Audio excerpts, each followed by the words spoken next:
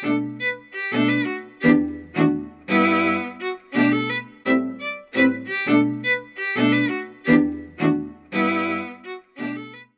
Jim. Thank you. Hey, I just saw a book as we were leaving the Chautauqua Bell, which characterized 3, possibly 4 people who spent a lot of time together. Thomas Edison, Henry Ford, is it Harvey Firestone? That's correct, Harvey Firestone. And Burroughs, I think, was the 4th one. Was he the guy? John Burroughs, yep. Thank you. And you're a lawyer, Akron, and Firestone, of course. And so what motivated you to do a book on those 4 and why even do it? Well, kind of a convoluted and long story, but I'll try to make it as short as possible. As you mentioned, I'm from Akron, Ohio, and growing up I went to Firestone High School, and we all knew about the tire industry in the area. My father and my grandfather both worked for Firestone Tire and Rubber Company. My dad was an engineer, and he and I shared an office together. When he was in a semi-retirement stage, he was in the back part of the building, I was in the front of the building. But his office contained multiple pictures of Akron in the old days. So, and I heard a lot of stories growing up from my grandparents about Akron. So one day we were just talking, and he asked me, I was walking around his office and I picked up one of the books he had, and he said, hey, if you want to read that book, go ahead. It's about Harvey Firestone. I think he said everybody at Firestone had to read the book as part of their job. But I just opened the book and I flipped open to the middle part of a book that's got all the pictures in it. And there was a picture of Harvey Firestone with a president. I can't remember which president. It might have been Taft. But on the other side was this picture of Harvey Firestone along with Henry Ford, Thomas Edison, and some other people I didn't know. Right. And it just caught me as really interesting that they're all friends. You know, that's sort of one of those odd things that so many great minds would actually be friends together. So the date on the picture also caught my attention because it was August of 1918, and I thought, what a fascinating time to be on a trip together, because my calculations were that picture was taken right after World War I's going on pretty good there at that stage, and Spanish flu is about ready to make its 2nd wave. Yeah. So. My dad was a guy that if you told him something or said something, and I put this in the book, it's like lighting a fuse. If you gave him an idea, he would run with it until he saw it through. And I just said, hey, Dad, that's really fascinating. I'd like to know more about that. And he said, oh, would you? And so turns out he knew the former archivist for Firestone Tire and Rubber Company, who had retired, and he tracked him down. And then we figured out that all the Firestone documents were actually over at the University of Akron. So that's what got the ball rolling. He and I made an appointment to go view camping documents at the University of Akron archives. And that really was a theme. Now, how did you find the 3 of them sort of met? Was it just one knew other, one the other, and then just so happened? I mean, yeah, it was sort of a combination. So, so Ford had met Firestone when he was with the Model T. He was trying to find good tires for the Model T, and he went to Firestone's shop in Detroit and they actually ordered some tires. That's what started that.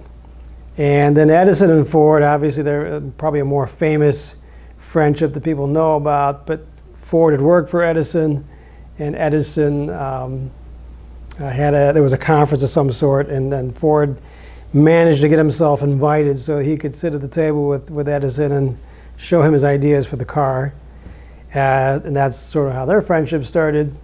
Burroughs, lesser known than the others, he became friends with Ford, and I thought this was a really interesting part of the story.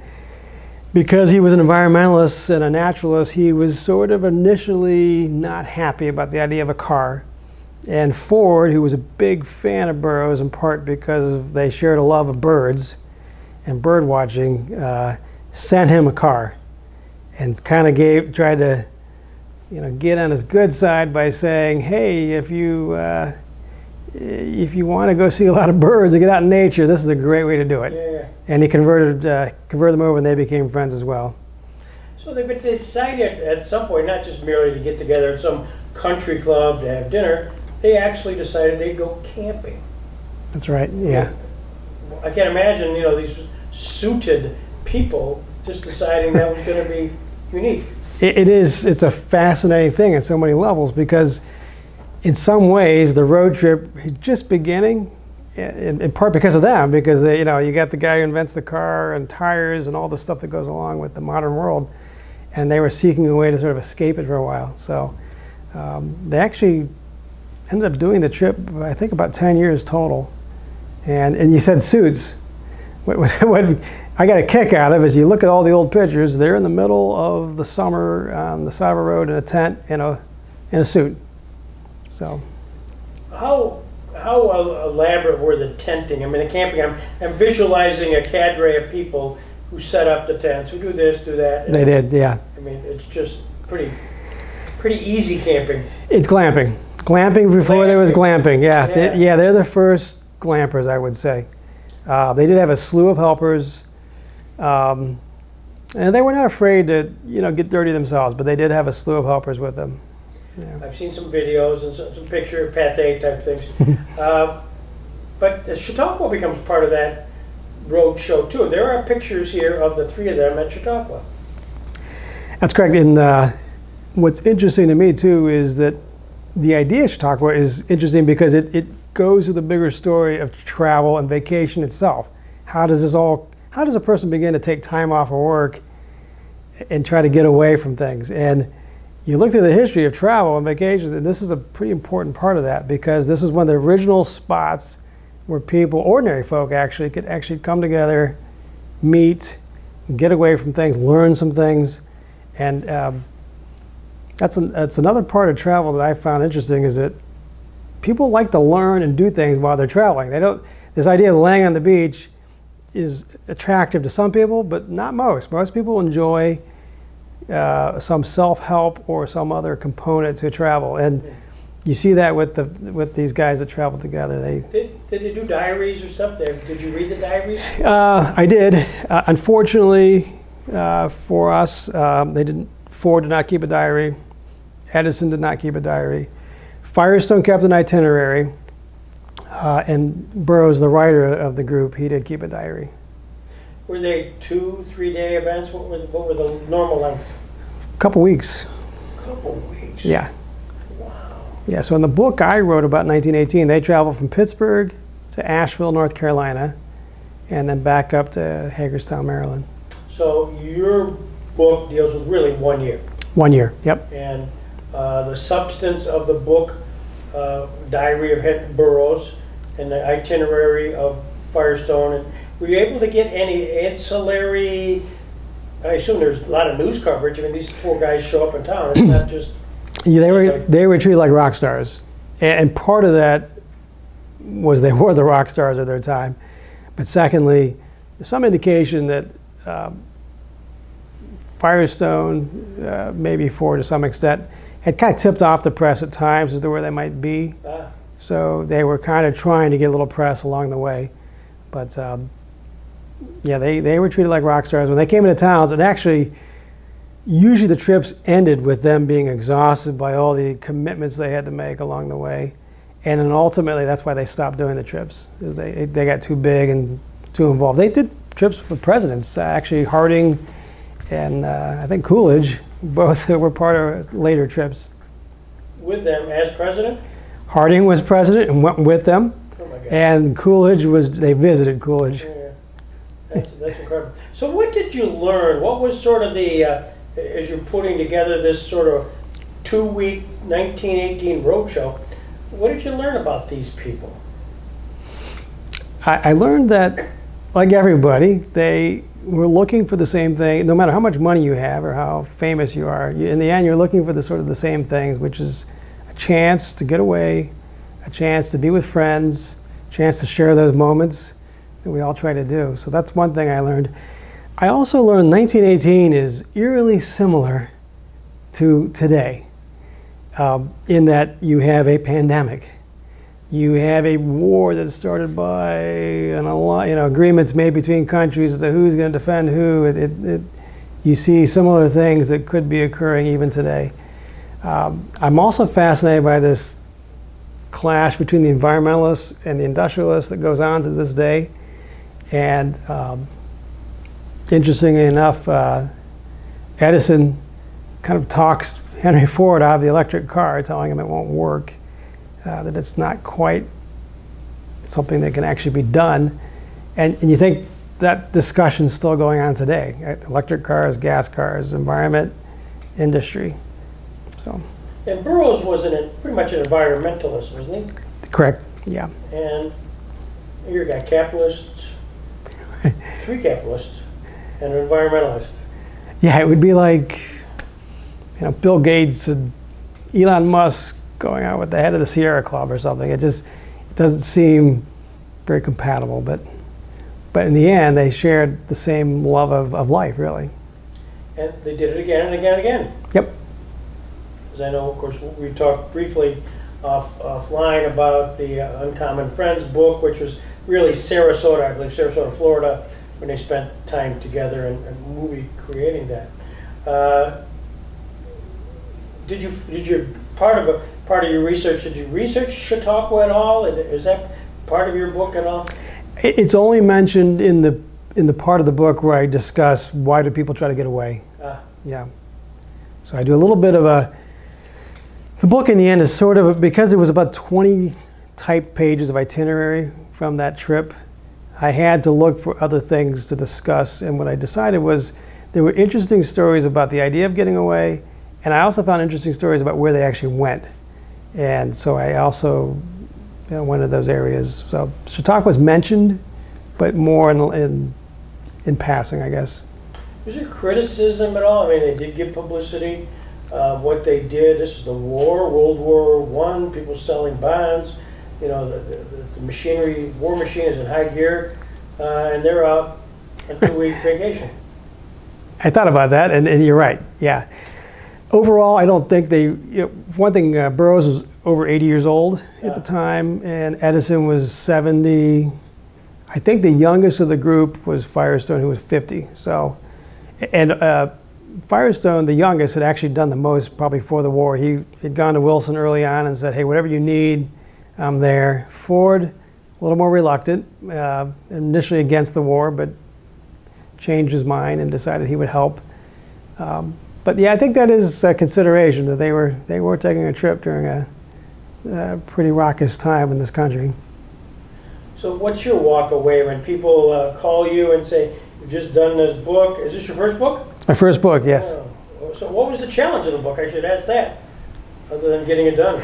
Yeah, the challenge was getting it done. Running a law practice, trying to find those times or moments to actually sit down and do it. My wife actually helped me with that, and that she just told me, word by word, just one word after another, and soon I had a chapter. Did you self-publish, or did you find a publisher? I did self-publish, yeah. Although I did use what we call a publishing partner out of New York City, she helped me a great deal. Proofreading. I mean, I just think about it. And you get the galley sheets and you got to go through that. Is that difficult? Very difficult. Unfortunately, the dean was given a copy of the book that was a very first edition, so there's a few mistakes in that book that have been discovered. I guess in the end that makes it a collector's item. Well, that's true. That's true. And I applaud you, because that just takes a lot of time. How long did it take from beginning to end? So I originally looked at those documents with my father back in 2014. He passed away in 2018, which made me pick it up again. So it took me 5 years. Yeah. Yeah. Gonna do it again? I am. I have a couple ideas for other books. I ended that book with the beginning of the 1919 trip, just to sort of leave that door open. That's a trip they took through the Northeast. But I have another idea for a book that involves a completely different topic. When they did their 1918 trip, who planned the itinerary? I mean, this is 2 weeks, a lot of moving parts, and schedules. So Ford and Firestone pretty much did the preparing, and Edison controlled the compass, if you will, decided where they'd go. Interesting. And I assume it was sort of, I know it wasn't sponsored by anybody, it was self-funded. I mean, there's a cost to all of this.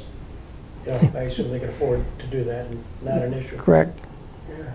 So what's the question, I mean, I assume you've had some interviews, and what's the question most people ask that I haven't asked? I think you've asked most of the questions I've heard so far.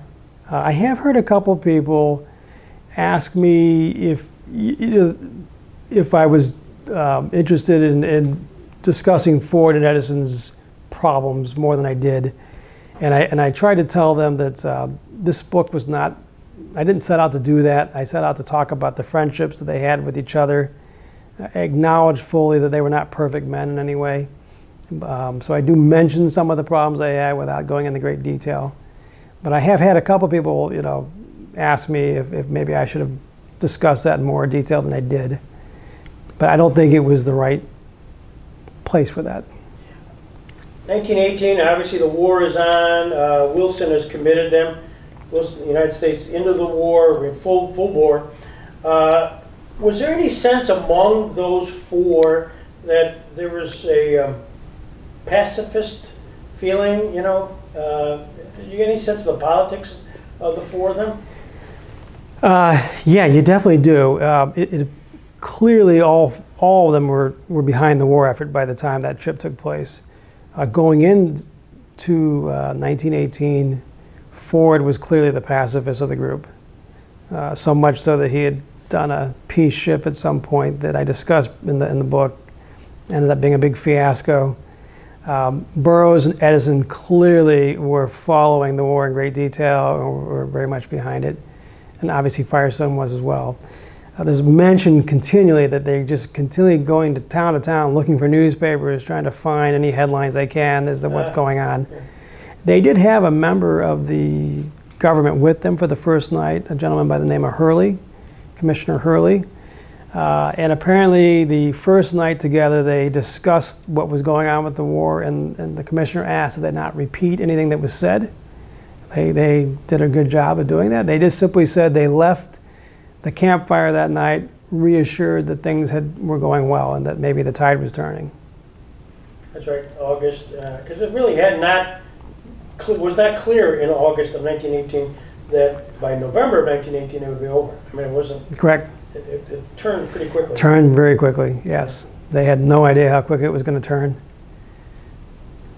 Well, this is great, Jim. What a bonus for me to not only meet you, see the book, and steal you away from your friends. I appreciate the opportunity to do so. Thanks. Great. Thanks, Jim.